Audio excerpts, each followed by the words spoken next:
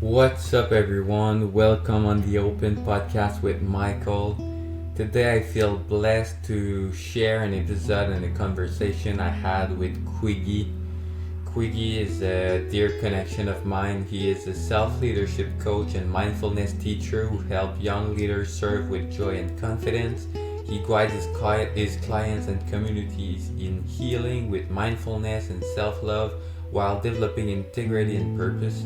It was a pleasure to speak with him about healing in his journey toward peace and alignment, mindfulness meditation, and how the space or sources is always with us.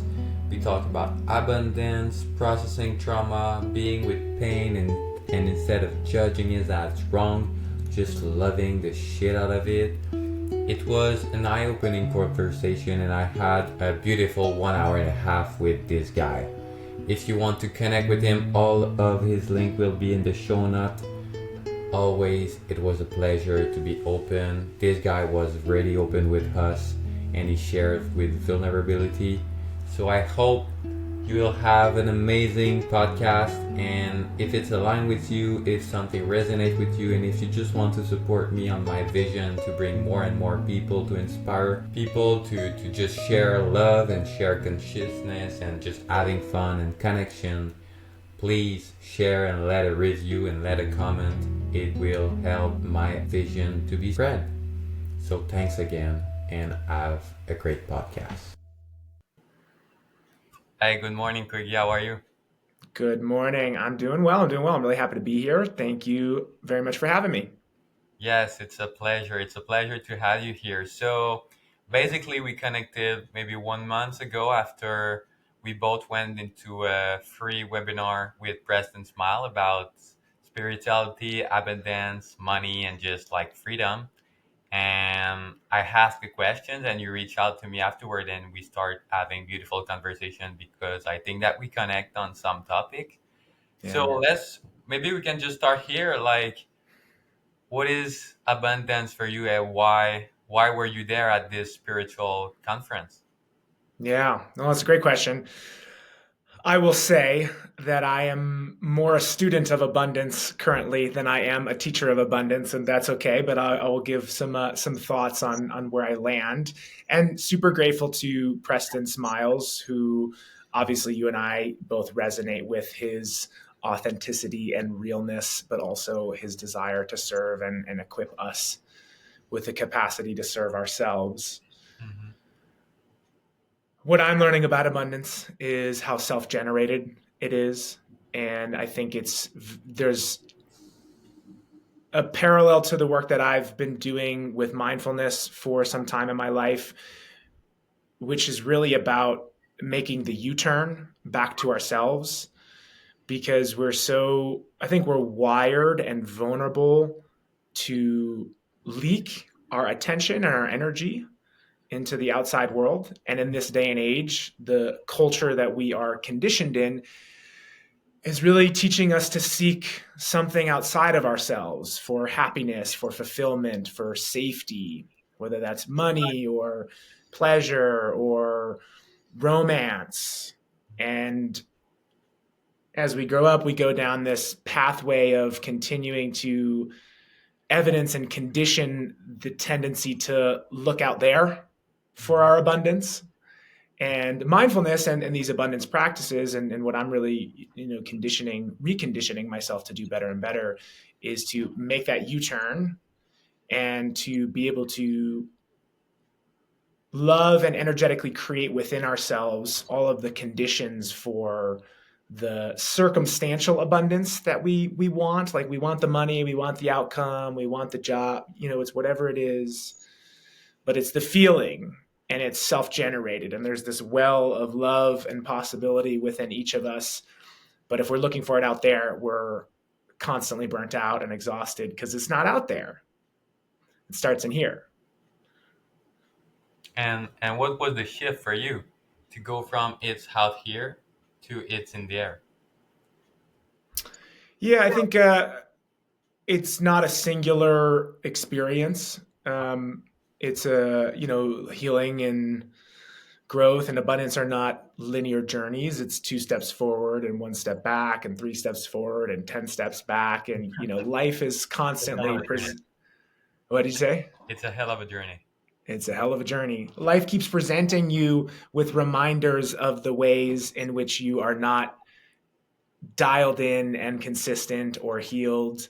And each reflection is just a moment to kind of tone your capacity and tone your mindset and encourage your healing. So for me, it's not been one shift, it's been many, many, many shifts. And maybe each moment one could look at as a shift. Mhm. In each moment I have an opportunity to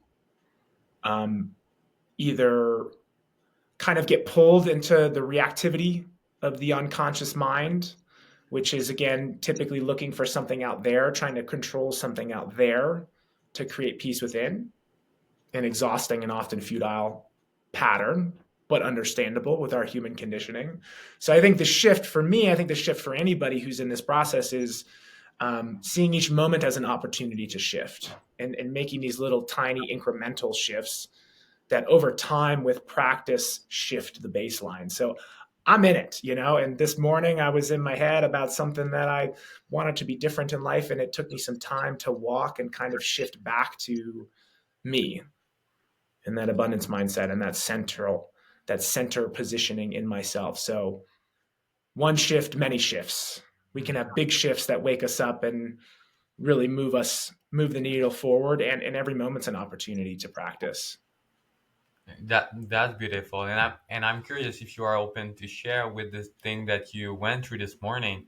How do you like maybe connect it with what's inside, which is very important, while still um, being a safe place for the persona or the ego or the part on you that want the money, that want the safety, that like how do you bridge the gap between the safety Mm, mechanism of the human stuff and just the mindfulness of the source in us?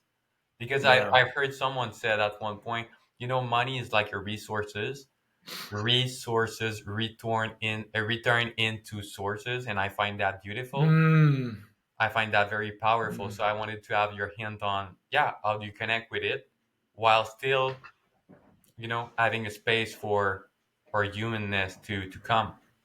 sure. Yeah, that's a beautiful, beautiful question. And I really think there's an essence to the work that I do in the world within that question, and that's kind of the reduction of shame and resistance and self denial that um, we're doing so much of in this day and age. And I think that we the ego has gotten a bad rep, and thus we tend to really neglect or dishonor our humanness. Oh, I don't want to feel greedy. I don't want to feel jealous. I don't want to feel shame. I don't That's want to bad. feel That's anger. freaking bad. That's bad. Yeah. And the label of bad is the judgment in which we stay stuck in those energies, which, if you zoom out, like there is skillful and healthy versus unskillful and unhealthy. There's discernment in that. Like we don't want to live in shame. We don't want to live in anger. We don't want to live in scarcity. But in order to move through that, we have to hold space for it. We have to love the fullness of the human experience. So I think really for many of us, the pathway, at least I think speaking somewhat generally and in my own experience, the pathway to, the things that we future pace on, that we're excited, we're like, oh, I want the abundance. So yeah, I want to feel happy. Yeah, I want to be grateful. Uh, Another mentor of mine, Corey Mascara, says, I think really beautifully, we have to descend to transcend. Ooh. And I think that's what's really missing from our culture is the willingness to be uncomfortable, to go into the uncomfortable things, but not to do so without a tremendous amount of love and compassion. So to answer your question, it's bringing love, awareness, and compassion and care and acceptance to the parts of ourselves that are maybe a little icky, or that we don't want to feel, or that we don't want to think this way. Can you notice when you do that U-turn? Can you notice that, oh, there's this like desire in me to like be super fucking rich, and like, oh, like I want a yacht. And it's like, then there's also this parallel conditioning of like, rich people are greedy and malicious and do, bad things with their money. And so we have to kind of like hold space for all of this, and through the space of compassion and loving these parts of ourselves, we then awake to a process of inquiry, where we can then, from a more honest place, kind of question our conditioning, question our reactivity. Is this totally true that like all rich people are snobby, or that it's bad for me to want this? And then we kind of, with that space, we can kind of create a little bit of a new pattern, of a new way of looking at relating to the world. And so in this abundance work, it's been really beautiful for me, going through my own money mindset, to hold space for and love the parts of me that were conditioned to think that money is bad, or that capitalism is bad. And that type of extreme language stops us from connecting intimately with our truth, connecting intimately with the others. We just need to remove the "this is bad" and "that's shameful" kind of energy. None of it's bad. It's how we're relating to it. It's the resistance and the self-sabotage and the self-hatred with which we relate to ourselves and parts of ourselves, that as we release, we create more space for a different way of showing up. Hmm. It was beautifully articulated. And one thing you mentioned, I think is very beautiful, is you want to bring compassion and love. Because, like you said, the ego has so much a bad rap. And the ego can also be very sneaky in the way it takes you. So you can very easily fall into spiritual bypassing by being like, Yeah. oh, anger, it's not wrong. So let's be fucking mad and talk trash about everyone that come in the street. And then there's the opposite, like, oh, anger is so bad. Like if I'm Yeah. happy all the time, I will manifest. But no, I've been that guy. I've been that guy, and I'm in it. Like right now, if I'm really authentic, I'm in the discovery of myself and the real truth Mm. about, you know, there is time where life is fucking hard. Sometimes life sucks. But if you are not able to say life sucks, and you always need to be the man who is strong and happy and everything is perfect, and yes, because I have a health situation, my health is going better and better every day. Like, you never feel what's really there.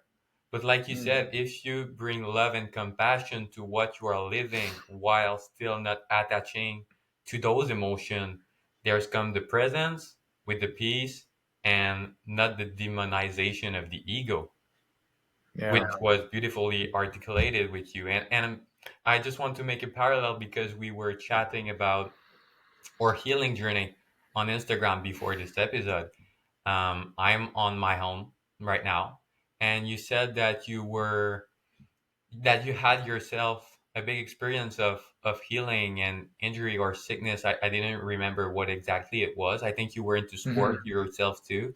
So do Yeah. you want to touch back a bit on yeah, how this healing process begin the mindfulness part of yourself, the mindfulness part of your journey? So yeah, I'm Yeah. curious.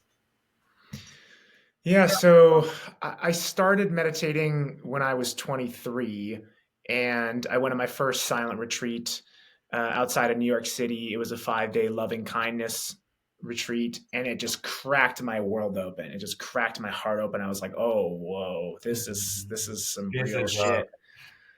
So that was definitely a big shift. It pushed me to move abroad, and so I lived in Vietnam for 3 years, okay. and I spent time at monasteries in Thailand on retreat there, and really diving more deeply into myself. I would spend time at coffee shops drinking very intense Vietnamese coffee by the lakeside, journaling, reading spiritual texts, I called that era of my life the glad scientist era, because I feel like I was really just like I love that. connecting with who I wanted to be, and kind of removing myself from, some difficult cultural environments, especially in New York City and in the US, and getting some space from that. Um, and as I grew, I think also life started to kind of wake me up to a lot of the pain that I was carrying. And I had childhood trauma. I was obese when I was a kid, and I just had a lot of like just aches and pains and trauma stored in my body from early child, or from my early life. And then I played hockey through my 20s, and that beat me up, which and you're 18 and you fall and you injure your shoulder and you get back up and you play the next shift. But when you're 28, that shit starts to, pile up and hurt more. And as soon as I moved to Vietnam, I slipped and I fell and I injured my tailbone, and that just started cascading into like worse and worse injury in my body. It was in my hip and in my back and now in my neck. And it really debilitated me. And I felt very lost and dysregulated, starting to get more and more dysregulated over the time that I was living in Vietnam. What do you mean by dysregulated? Like my nervous system was overwhelmed. And I didn't understand that at the time. I didn't have the language for that at the time. But my body was telling me something is wrong. And I didn't know how to listen. And so I let things get worse. I was in a relationship that was bringing up all of my trauma, and that was also dysregulating in hindsight. And then COVID hit, and that was existential. Is my family going to be okay? And, I'd been trying for some of that time to try to piece together a coaching practice and business. And I was teaching English and exploring in what ways that I wanted to teach and mentor. But I just felt very stuck.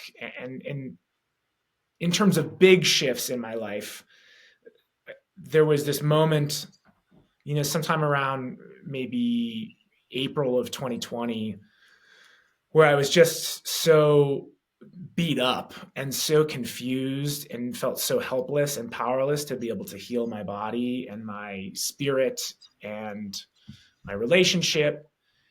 And I wanted so desperately to be able to give, to be able to create, to be able to be authentic in this world. And I just realized in this moment that like the timeline had to collapse. Like, and this is that U-turn of like, you want so desperately to be at the destination. I want to be healthy and healed and coaching and teaching. And life was just saying, dude, you need to take care of yourself. And in that moment, I realized, and this realization is the basis, so much of the basis for the work that I do, which is centered around, helping people who want to be of service to themselves. Because there's so many wounded healer archetypes out there in the world who are trying to give to others from an empty cup. And I was trying to give from an empty cup. You can't create anything when you're exhausted and in pain and suffering yourself and not dealing with it. So in this moment, I realized, whoa, I need to just prioritize my healing. I need to go home. I need to take care of myself. And that is not a failure.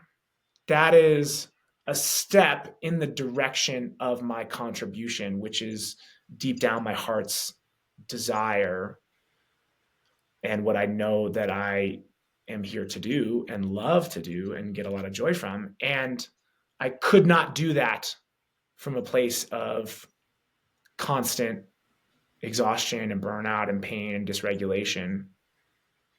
So that was what really, I think, I know initiated a deepening healing journey, which, took me home and really just, called forth the love and the compassion to stop trying to force through to what you think other people want from you or what you think you're supposed to do, or to try to rush to the destination. It's to really respect the journey and the process. And yeah, coming home, started getting coached. I got certified as a coach, did a lot of healing work, and I've been on that journey both as a teacher and a student of life more intentionally for, I guess, for almost 5 years now, and really toe the balance between what I can give and share being dependent on how I can embody that and heal that within myself.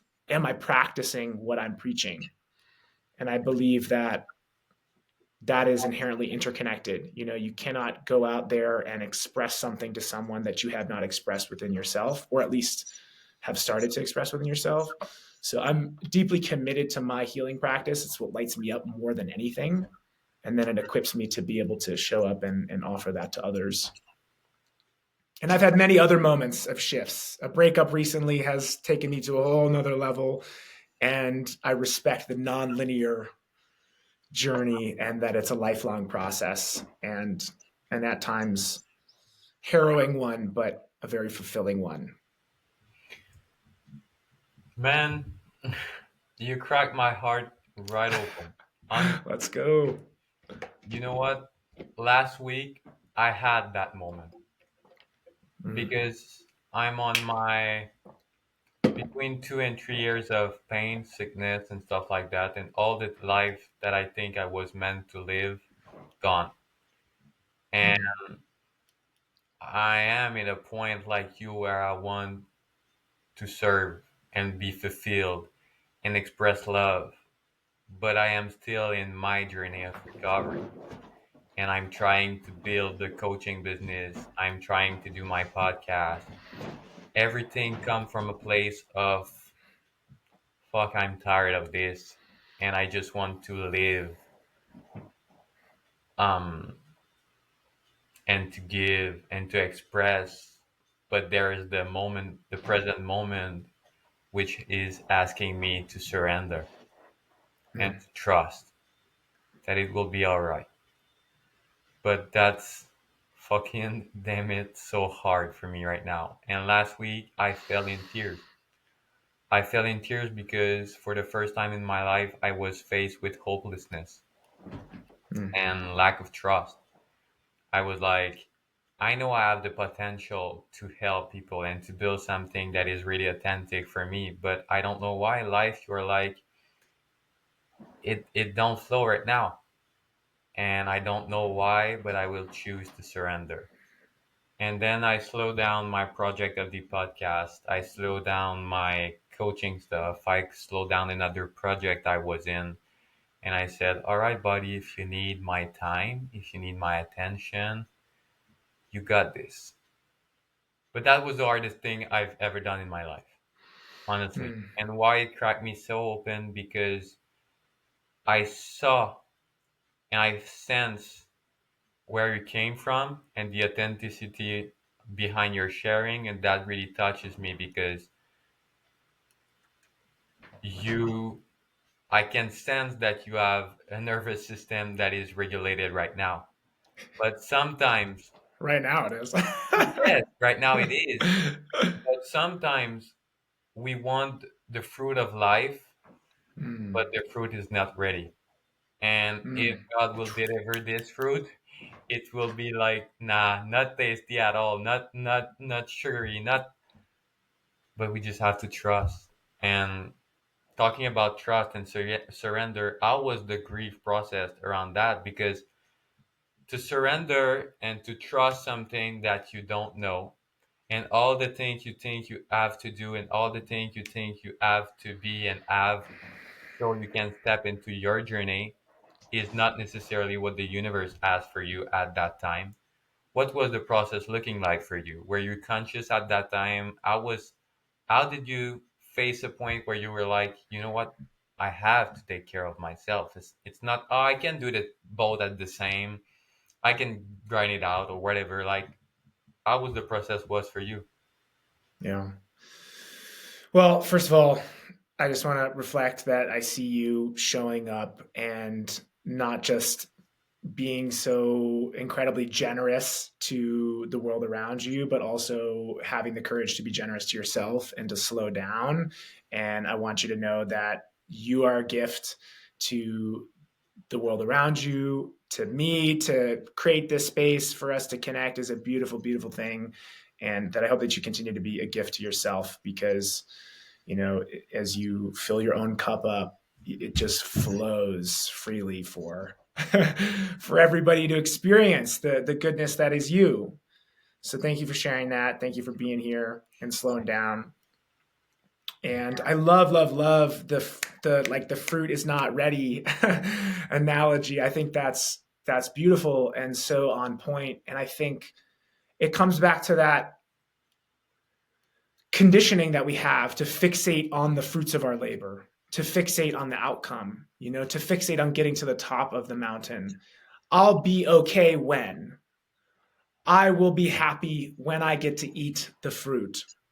And I think really the game of this reconditioning ourselves to presence, and in order to find, some of the deeper things that we're really looking for, which are peace and ease and surrender and acceptance and joy, is to learn to love. And really this comes from making meaning and making connections, to answer your question in a moment, but to learn to appreciate the whole process of picking out the seeds and putting the seeds in the garden and tending to the garden and adding water. And oh shit, there's a hurricane. This is hard. What do I do with my garden? I've lost my whole crop. We have to start over again, which is like more and more a realistic thing nowadays, sadly, but it's a real challenge that we have to meet.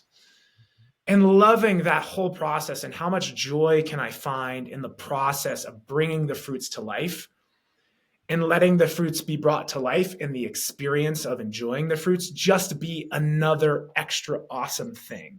And the more that we can really appreciate the whole thing, the less disheveled we're going to be when we've digested and shit out the fruits and then they're gone. And it's like, well, I got to spend a whole nother year growing more fruits.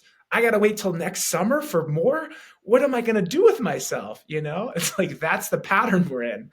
Yeah. It's the hedonistic treadmill, and we're chasing and chasing and chasing. And just nowadays we have fruits everywhere that we can pick instantaneously. And so we've forgotten to appreciate and love and respect and have fun with the process of tending the garden. And so to answer your question about, how do you deal with, the grief of things, is I think we're mastering meaning, and I know you're in Peter Crone's mastermind, and he's the boss of all bosses when it comes to, architecting, if that's a word, architecting language, as a way to understand our experience and understand our perception of life. For me in that moment, it was the collapsing of the timeline was making a connection and making meaning, to realize that, like you said, life is not going to just give me the fruits if I haven't spent the time tending to the garden. And there is surrender in that. And then there's also like, okay, well, how am I going to make the most out of this process? How am I going to appreciate it? How am I going to find fulfillment in it? And that's the shift, that's the choice in every day and every moment. And we do it as much as possible, is to decide, how am I going to look at this through a lens of, either gratitude or abundance or love or compassion when it's difficult, acceptance when it's difficult, surrender when it's difficult, not to deny the hurricane or the loss of crops. We have to hold space for all of that too. It's part of the process. But really using our capacity, I think our greatest asset, but also our greatest vulnerability as human beings, is our ability to tell stories. It's the imagination, it's the storyteller in us that has allowed us to evolve and innovate for hundreds of thousands of years and to put us here now. It's also that capacity that has allowed us to create such conviction in beliefs around spirituality. I'm talking about organized religion, and such conviction around beliefs around land and entitlement that we kill each other so fucking much to the point that we may not survive. So we have this imagination, and it's either this greatest asset or this biggest fucking weakness, and we have to learn to use it. We have to learn to steward it for good. And when life comes and bitch slaps us and says, no, you're not ready for those juicy fruits, my friend, you can sit here in victim mode and say, oh, well, I didn't get it. And you can lash. And it's like, at a certain point, you realize the futility and the exhaustion of that. Or you can say, I'm going to make meaning out of this. I'm going to use the beautiful imagination of the human mind and spirit to create a positive direction for me. And I think every time that we're challenged and we can do that, we build greater capacity to face life's challenges and make meaning out of the mess. Yeah, because at the end of the day, like it is so beautifully expressed in the book Man's Search for Meaning with Viktor Frankl. No matter what you're going through, it's the meaning you attach to the story you are living, right? Yeah. And I'm curious, talking about healing, how was your healing process look like? What, like, of course, there was some nervous system regulation, which I think is fucking big. Like, Yeah. the medical system, I don't think will be the same in 50 years. That comes down Hope to not. hope not, of course. Emotional regulation, trauma repressed, nervous system, everything like I've learned so much about how the body is just telling you some key message, key concept that if you just listen to the body and tune into the body, you can have a lot. So I'm curious, how did it look like for you at 23 years old? And did you said you started also your coaching business around the same time. So did you take some step toward what your heart is telling you while healing, or you heal at 100% and then you start? Yeah. Great concept and question to bring up. And it's, I think, so relevant. And I'm really I don't think I fully understood that at 28, or excuse me, so I came home and really started this healing journey in 2020. So I must have been turning 30. And So wait. You start having the pain around 23? I think that now I know in hindsight that I was carrying a lot of pain Yes, of course. for a long time. I think, as a part of an answer to your question, we're so numbed out, and especially as a man, and I don't know if you relate to this as a hockey player, it's like, 100%. Never listen to the yeah, body. Go full out. Yeah. push that shit down, it's like, you got to go, and like, there's a certain like warrior nature to that I think, is beautiful in balance. But I think it's also a huge part of why I carried a lot in my 20s. And then when I got to Vietnam is when I fell. And that was the injury that was the straw that broke the camel's back. Yeah. That was when I injured my tailbone, and it just started to, like, my hips started to feel worse, my knees, everything just is like my body and life being like, yo, you need to listen. It was the drop that make everything exploded. Exactly. So I kind of muddled around in the dark for a few years in more and more pain until it really got bad enough. Like, it had to get so bad. It had to get so bad. And this is what's crazy, is how bad we can let it get before we're like, fuck, okay, I really got to do something to this, know? So it was when I was 30, so I'm 33 now. I guess I was 29. That's when I decided to come home from Vietnam during COVID. And that's when I really started to be much more intentional about my healing process.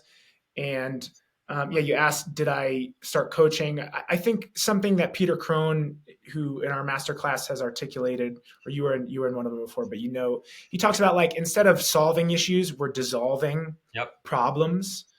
And it's really, a lot of it's about creating space. And this is the concept in mindfulness too. You think about space, loving awareness is just space. You're not doing this U-turn and meditating on the breath to try to fix the breath. You're not meditating on the pain that you feel in your body or in your heart to try to fix it. Yeah. you're just creating space. You're creating love and compassion for it to exist. And I think what I'm really beginning to more deeply understand is how well the body and the brain and life knows how to heal. Like I think the best way to look at it is that we have an emotional digestive system that we're born with, the same way that we have a I a got food digestive system. Exactly. Yeah. And we've just like the more that we lose ourselves to the outside world, the more that we're disconnected from our bodies. My hands are all the way out here. Um, the less in tune with that we are, and the more indigestion we get, the more shit gets stuck in our colon or our metaphorical. What are the other things in your digestive system? their stomach Digestive or tract. yeah, all the digestive tract. Yeah, it gets stuck, and I think really our mission is to come back to our digestive system and let it do its thing. And I think that's just through creating the space. And there are a lot of things that help it, breath work. I've done a lot of Kundalini and Tantra in the past 6 months, which has been huge for me. Parts work, there's all the different therapeutic models that help reconnect us with our body and our brain's ability to digest things. And It's come back again, sorry, to reconnecting to the source, like abandoned. yeah, exactly.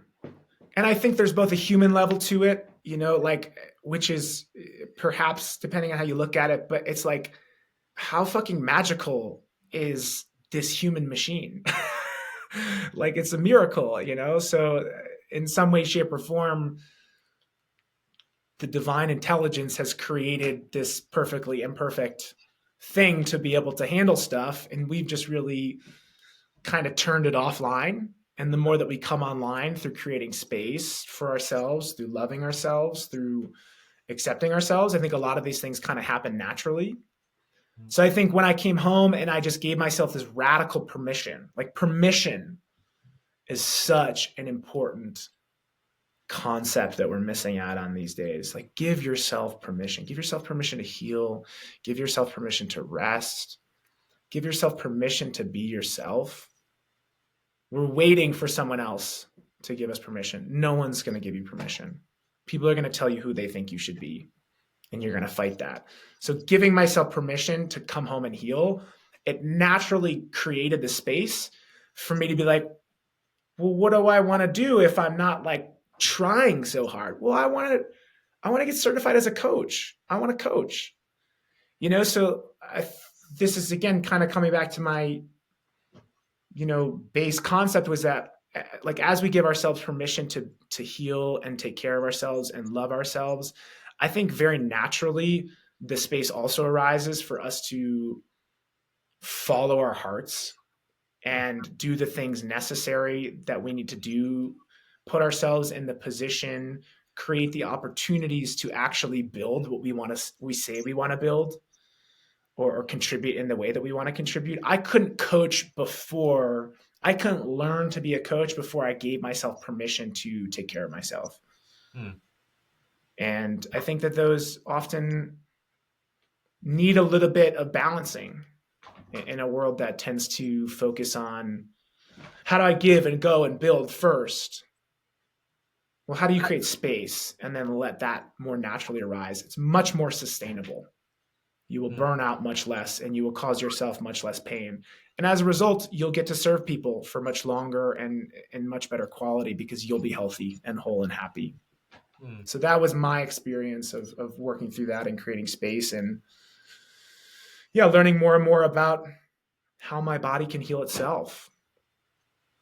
It's like you talked about permission. Like, how can I allow myself to give me the signals I need to have to learn who do you want me to be? For me, it was huge. It's crazy because you talk about like digestion and stuff like this.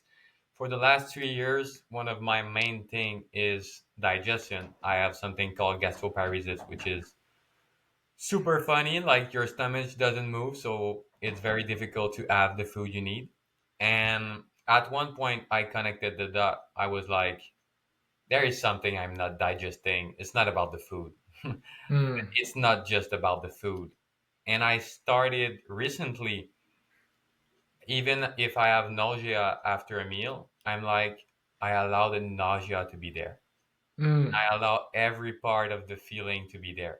And then I realized there was some positive consequences afterward on the thing inside. And I was like, that's curious. And it's a little bit taboo to talk about poop, but with gastroparesis come chronic constipation. And just by allowing it everything to be, like for myself, it's very difficult to be constipated. Like it's something I very struggle and not much. I don't know anyone who like to be constipated either, but like, and at one point I was like, you know what? I asked God, like, what am I not able to let go? And a voice in my head came, and it just said, you have nothing to let go, but you have everything to let be. And I was like, oh mm, shit, what if the constipation is just there to make me realize how fear I am of being sick?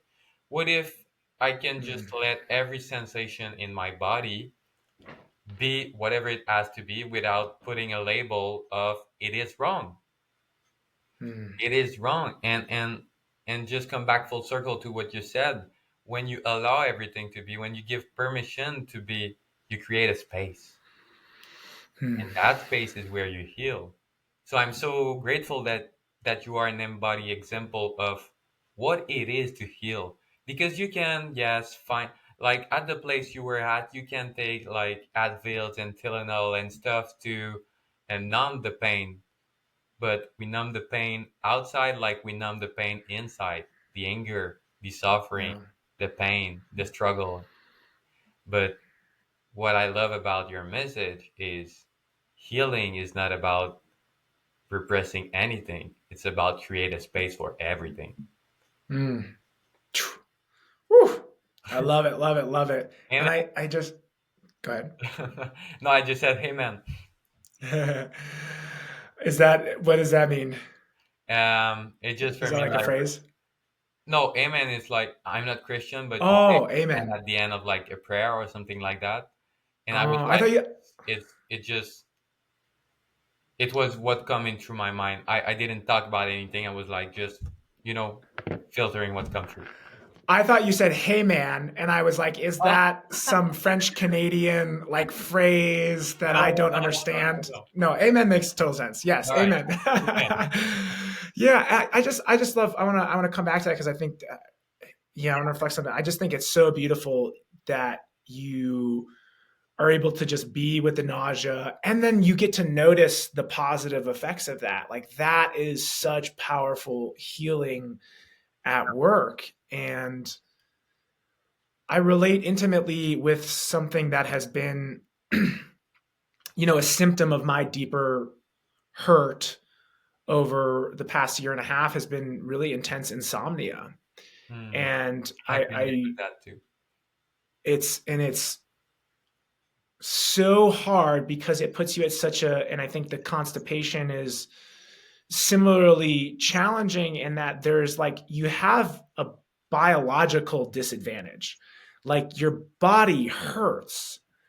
And I would imagine that, people with very intense physiological symptoms who can work through and heal that have such an adversity to fight, but such a resiliency to gain from it. Hmm.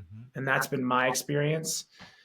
And insomnia has been a great teacher to me because for a long time it has disabled me and I have fought it as the victim, as an adversary, and struggled with it.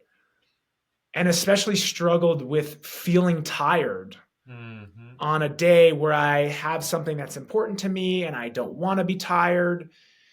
And I think what you're articulating really beautifully in your own practice and feeling as healing is to, and this kind of comes full circle to our meaning making and abundance conversation of like,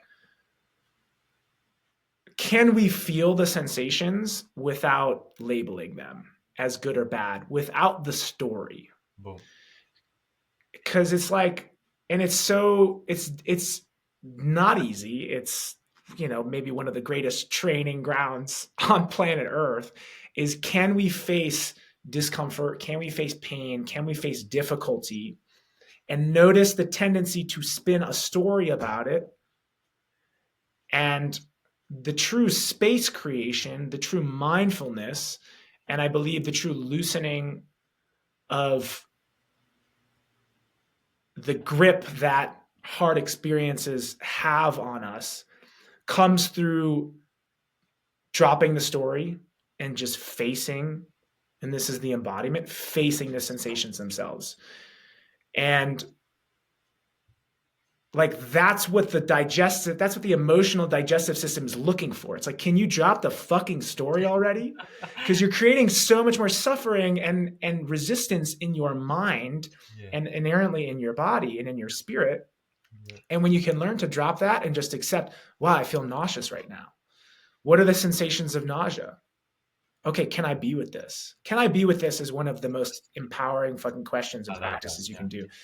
And as I've learned to recognize the ways in which I would cry and rage when I didn't sleep well, and it was like an important day, and I just would put so much meaning to it that just fed the pain. It felt the suffering and resistance. And as I started to learn to be like, okay, can I just notice the sensations of being tired without saying, I am tired, I am tired, I am tired?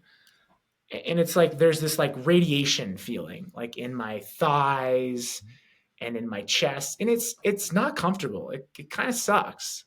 But the more that I could just drop into that, the more peace I would feel. And I think that's the kind of like counterintuitive, culturally, pathway that we need to take to true healing, is like, can I step into this and be with this? Mm-hmm. And the more that we do that, the more things loosen up, like you've experienced. And it's a constant practice of noticing when I'm creating a story in my head. I see that we have some internet issues. Damn it.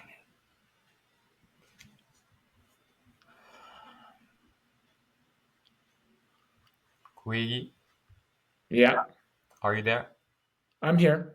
All right. So is your internet connection good? Yeah, it should be. That the little warning went away, so I'm assuming that we're good. All right. So yeah, I'm because my internet is 100 fine right now, and I'm here able to hear you right now. So you were saying some stuff, which was Yeah. pretty interesting. Yeah. To finish that thought, I think, and to tie in the abundance work and the mindset work, and this is, kind of what I'm really stepping into in my personal world, is the mindfulness is really equipping us with the ability to just like turn towards the sensations without the story, and to just be with and accept. And that on its own, really allows the body and the brain and source, the resource, to help start to digest what we're carrying when we drop the resistance. And then we also create space to kind of like use our mind to support that. Mm-hmm. Now there's room for, okay, so I've dropped the story that's causing resistance. I'm feeling the sensations. Things are loosening up. What story do I want to tell myself now? What perspective would support my system, would support my energy, would support my healing, would support my integrity? And I think one of the most empowering narratives for people who struggle with really intense physiological symptoms, like I have, like you have on their healing journey, is as you create enough space to be like, to find gratitude for the lessons, gratitude for the way in which this is teaching me to be more compassionate. This is teaching me to be more mindful. This is teaching me resiliency. This is helping guide me back to my ability to heal. And what a gift that is from life. Joe Dispenza says life, gives you impossible seeming situations that are really opportunities in disguise. Like illness, if we choose to look at it as such and we gain the skills and the mindset to work with it, is really a beautiful opportunity to come home to ourselves. And as we heal, I've experienced more and more power to be able to face all the other layers that come up and also to share that with people. And so that gratitude creates more space. And I think that's where the abundance comes. Now we're really starting to roll here. And so maybe there's a turning point at some point for all of us. Hmm. And you bring a beautiful point also, which was curiosity. Instead of judging what you are going through, maybe just getting curious about what, I feel Mm, nausea. Hmm. But if yeah. you remove the term nausea, it's just a sensation. Yeah. Is it big? Is it loud? Is it Mm, heavy? Like just bringing curiosity opens up space. I think the name of the show today will be like just create space. Because at the end of the day, the space that we are able to create and the like the space is like a container. It's like you start creating everything from that space. So what is mm, the space you want to create? What is the space you want to hold yourself in? And I think also you mentioned a question which is beautiful. You said, can I be with this? And there will be a moment, like for example, yesterday I woke up at 3 a.m. and I was not able to go to sleep again. And there is some point where I cannot be with this. yeah. There's a part of me that cannot be with this. But can I be with the part of me that cannot be with this? So I will like Mm, just mm, at 3 a.m. I was like that with myself. Like I'm with you, mm, buddy. It's so freaking hard. I know you just want to freaking scream, but at 3 yeah. a.m. and you don't want to wake up the entire city. But like there's the anger, there's the fuck. Yeah. Why me? Why now? But can I be also with that part? Mm, It's yeah. that's the space you want to create. And I think that's the space that by you stepping into those shoes when you were sick is the space you are able now to create with your client. Is the space I feel right now when I talk to you. Is the feeling of I am safe. And Peter Crown is big on that. Like, Yeah. can you be this like can you be safe even though your ego say to you that everything around you is not safe? At the end of the day, Peter said that in the Mastermind 5 and I was really shocked by it. It was beautiful said. He said, in reality, you will be fine until you won't. And you don't have to stress about at that time because the part of you that is struggling won't be there to judge this as I'm not safe. So just Yeah. can you like open your eyes to the safety that is inside of you all the time? Mm, mm, So man, there was a lot I wanted to talk about, and I know we have like 15 or 20 minutes before we jumped on, and I have my five final questions, which I love. But there is one question I really wanted to ask you, um, because I really feel that in you is why authenticity is so important for you, and where does this concept come? yeah. Oh, I think authenticity comes from, I mean, authenticity is a buzzword these days, and for good reason, because I think culturally we're waking up to the fact that, well, we're all really unique. We don't quite fit into the same box. Mm. And when we try to stay in that box that's been defined with us, we tend to die on the inside until we explode. So, Yeah. I don't want to die on the inside until I explode. I want to empower people with both the reflected permission, but also empower them to create their own self permission to be who they want to be, truly, sincerely, lovingly. And I just, I'm driven by, I'm a systems thinker. I'm a big, like, within me, there's this like philosopher who wants to fucking save the world.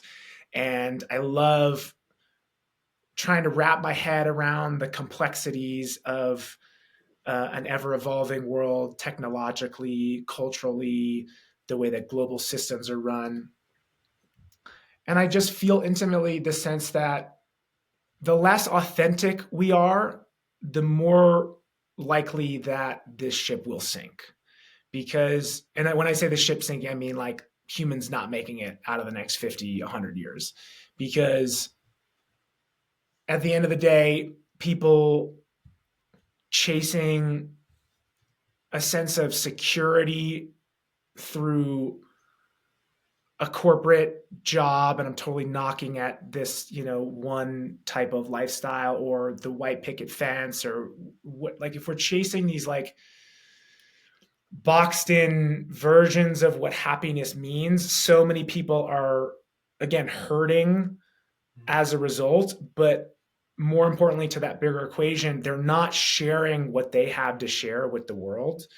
And I just know that on its own, we deserve to be authentic and happy and healthy. Like, you don't have to have a service mindset.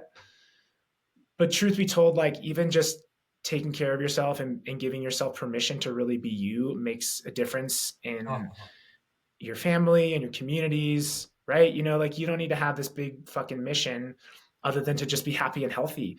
And that truly, based on our interdependence, supports the greater good. So I think that in of itself is important. And for me, the greater mission is like the more authentic we are, the more people are empowered to show up and create and give and serve and make the world a better place from a place of, yeah, energy and truth and sustainability rather than like constantly trying to fit a square peg into a round hole and burning out, which is like the more that we burn out as individuals and culturally, literally the earth is going to burn out. So authenticity is fucking key, not just for your health, your happiness, my happiness, but everybody whose lives that we touch along the way. And those are my thoughts on authenticity. There's a lot more, but I heard you got 5 questions, so I'll keep it concise. I love it, man. I really love it. And yeah, the thing you said about authenticity, no, not everyone is a Mahatma Gandhi, but by you stepping into your own shoes and being really happy, is by doing that, you allow everyone to be happy too, without having to be a Mahatma Gandhi. And that was something I was struggling for. Like, I need to serve, I need to fucking save the world. But at the end of the day, the world doesn't need anything from you except you being you. Yeah. So, Quiggy, before my final questions, you have one question to ask me, which is Yeah. a beautiful concept on my podcast. But before you have the question, I just want to really acknowledge you, honestly. I feel grateful for these conversations. I feel grateful for the man you are and for the coach you are and the vision you have. There was a lot of things I wanted to go through, your vision, your DJ, your music, your there was so much more. Maybe we can do a part two, but I just want to, yeah, to thank you for being the man you are, and to not have giving up on your authenticity when life was giving you 100% to give up on your thing. So thank you, man. Thank you. And I receive that wholeheartedly, and not as a deflection, but as a reflection and an honest appreciation. I have incredible gratitude for you because we are creating this together. You could be stiff as a board over there and not practicing anything that you preach, and it would be really hard for me to embody and articulate the things that I really want to share from my heart. And I just feel in you such an authenticity and a heart and a care. And yeah, you're beautiful. And I really appreciate you creating this space and us doing this together. It's a team effort. So thank you for being you. And as you're you and I'm me, we create magic. Thank you, man. So for one question, it's your time to be the host. Yeah. I'd love to know about your journey. You said that you were a hockey player and that you were planning to pursue that as a career, perhaps. And then you have had this sickness come up. And I'd be curious to hear your journey in knowing through my own of a similar experience, the ways in which you had to go through an identity crisis and how, shocking to your system it may be to have a very different, like to wake up to a very different reality, and how you have made meaning out of that and found yourself in a position where maybe you have shifted gears, shifted identity, found gratitude, found a different path. Like, when along that journey did you find acceptance and gratitude of like, hey, I'm not going to be a hockey player anymore and I'm ready to step into this new path? Or is that still coming? Yeah, beautiful question. The real answer, the real answer is I'm still on it right now. And there is multiple layer in terms of grieving or having an identity crisis and surrendering. There was a point where I was like, yeah, I really surrender. It's not who I am anymore. And then I realized and I called bullshit on myself. No, fuck that. It's just a story you make on top of what you are truly feeling so that you don't go into that. But 2 months ago, I pray life to show me the truth. And when you ask life to show you the truth, it shows you the fucking truth. And it was at that time that I saw that I was not able to let go of the identity. So it's really a big processes. All my life was attached to being that version of a type A competitor and a type A performer. Like I was the competitor around the competitor. Like we had a practice at 6:30 in the morning, but I will wake up at 4:30 to have another one before. So everything in my life was so that I become this idea of being someone. And then I was faced in the mirror one day looking at myself, 50 pounds underweight and not a hockey player anymore, and not with the shape I was using to be, and not with the strength I was using to be. Like right now, girls are pretty fucking strong compared to me right now. And I was used to be fucking strong. And I had to look myself in the mirror and say, who are you without all those masks? Mm. And it cracked me right open. Honestly, that was art. And so that when I say there is multiple layer, it's like every day I had to shed the skin like a snake, shed my own skin like a snake. And I am right now on a 100-day challenges of 2 hours to listen silence every day. And I cry a lot during those moments because I'm faced with who are you without all of this. Mm. And I Mm. would add to that yes, of course, there was story around being an hockey player, but it was also my passion, the thing I was loving the most in life. I was like maybe 10, 15, 20 hours per week doing something to play that game. So I would say that one night on two, I dreamed about hockey still to this day. And I wake up sometimes in tears because I feel like my baby has been taken away from me. Um, so I'm in the journey of discovering who Michael is. Really, Michael is Mm. not the hockey player, not just Michael. And Mm. beyond that, just this without the Michael. In fact, like I'm just asking right now because honestly, I feel lost. I feel lost right now. I'm in a place where I don't really know, but I'm in a process. I think the unknown is the best place to know yourself too.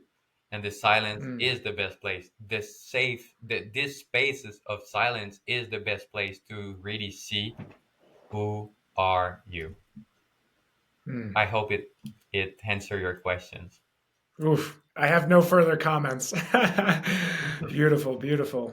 Yeah, Mm. thank you for asking. It is Yeah, it is sometimes challenging to reveal to the world that you don't really know who you are right now. But yeah. do we really know who we are until we lose what we always think we were? Mm. Mm. Yeah. It's the contrast. We learn so much from contrast. We learn from loss. We learn from fear.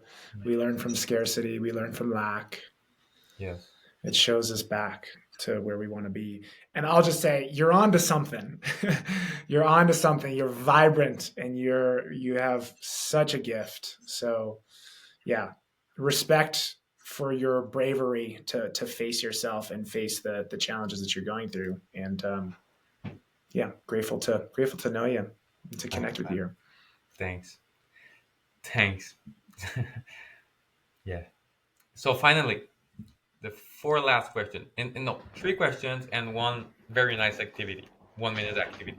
So the first one is Quiggy. If you have one thing that you could say to the world right now and everyone could hear you, what would you say? Oof, loaded question. Slow down and give yourself permission. Give yourself permission, whether that's to heal if you feel like something needs to be healed. Give yourself permission to follow what you really want to do. Give yourself permission to feel what you may be afraid to feel. Hmm, Give yourself permission. Slow down and give yourself permission. beautiful. The second one, what is one thing that you are afraid that the world see in you right now? Say that one more time. Um, One thing you are afraid people see in you. One thing people. Oh, interesting. Oh, that's a great question. Yes. Um, there is part of me who is, per my own wounding, on top of the normal wiring as social creatures looking for approval, who wants to be seen a certain way, who is trying to prove himself, who wants to be valued and approved, and who is showing off. Hmm. And I'm learning to love that part of myself and to give him space and to know that that's not all of me. Hmm. And even in naming it is creating a space for that, is releasing the shame from that of like, yeah, sometimes I fucking show off because I understand intimately the reasons why my brain and my body and my subconscious do that. And I don't have to feel like, wow, what a schmuck I am to show off. For a long time I did, Yeah. and it's okay. Yes, it's okay. Yes. Thank you. Thank you for being open. The last one, in one word, just complete my sentence as a metaphor. So life Okay. is dot, dot, dot. Uh,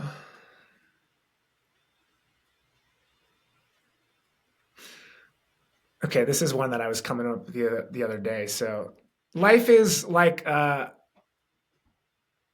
house of a fun house of mirrors. You have the mirrors and they're all the different shapes, and or at least relationally. We go and experiences people, they mirror back to us what's going on within us. But what I've come to understand is that mirror image is not always necessarily reflecting an unfiltered reality, because everybody is seeing life through their own version of a funhouse mirror. So you may walk up to a mirror that's got like short and fat, and what you see is, oh, I'm short and fat. And what is challenging is that we get these mirror reflections that are information for us to learn more about ourselves, to integrate more of ourselves, but they're often coming through filters of other people's own limiting beliefs, perceptual filters. And what can be really challenging is to bring the curiosity and the discernment to receive this information. Hmm. And I think this kind of comes back to like being triggered. Like when you get a really harsh view of yourself, you get a criticism through one of these fun house mirrors and it triggers you. It's so hard to sort through, like, is this true? To what extent is it true? Where do I end and the person begins? We have to work with kind of like our own filter and the other person's filter, the experience's filter. And we're constantly learning. And comparing different mirrors to help to try to come to like a deeper realization of what's true for us. And I think that can be very challenging in a world that is so hurt. And we're constantly getting these reflections. And a lot of the times, others are coming from their own hurt. We're coming from our own hurt. And to sort through and find the truth and the love in it can be a challenge met with curiosity and care and compassion and grace and patience. And as we slowly kind of sort through it, we start to discover more and more who we really are and who we want to be and how we want to show up.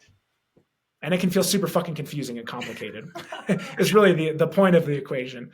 And I'm still working on the analogy, but I think there's some truth to it. So Yeah, that's work in beautiful. progress. Thank you for this metaphor. It was very um I'm looking for the word in English. My French gets in the way, but like a complete reflection.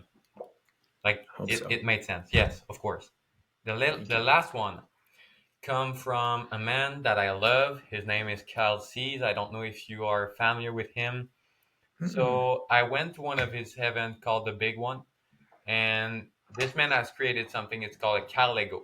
So a Calego is like you during 1 minute will speak like if we have a conversation 1 year from today, and everything has gone the way you want it to be for the next year. So you will start the sentence like, "Do you remember last year when we were doing your podcast?" And then Ooh. 1 minute, go crazy, have fun. Okay. Do you remember last year when we were doing your podcast and we were talking about all these different concepts and I'm all over the place and grabbing fruit over here and throwing fruit over there? Well, now I'm sitting at a coffee shop in Malta in the Mediterranean on a cobblestone street in the middle of an old castle. And every morning I wake up and I have a coffee and I am writing, and I'm writing a book. I'm writing a book that is putting all of my ideas into one place and calling forward the culture in the world that I think that is going to improve humanity.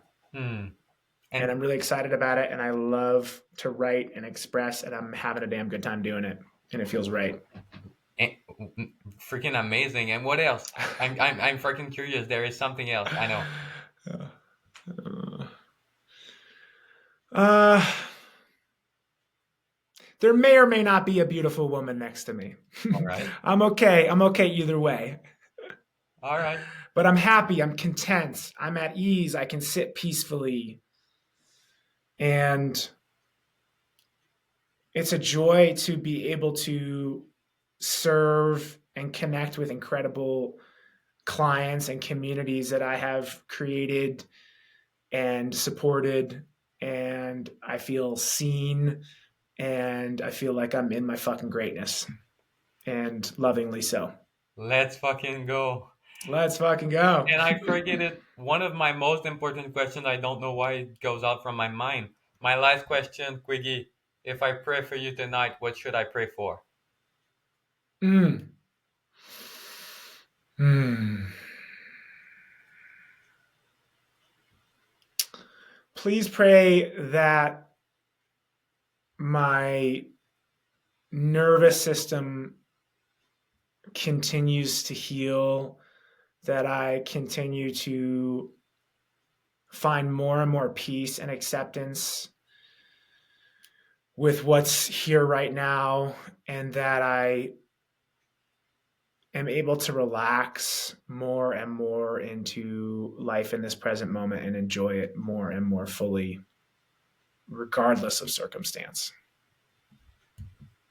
You will be in my That prayer would, tonight. God bless you, thank you. Quiggy. It was a pleasure. It was an absolute honor and a pleasure on this side as well. Thank you. Thank you. And if people want to join you or reach to you, where they can find you? Yeah. So my company is called Quigg Cultivation, like cultivating a garden. You can find me on Instagram, YouTube, and my website under that name. And I'm also on Insight Timer. Okay, Those are the places to find me. Yeah. beautiful. The link will be in the show notes for sure. Beautiful. Thanks for sharing. Thank you, man. Have an amazing day. You too.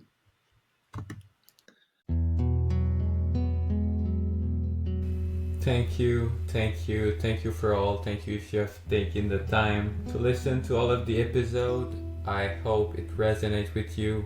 I hope you find meaning into that episode. And if you want to know more about Quiggy, go follow him, go support him. All his link will be in the show note. And again, thank you.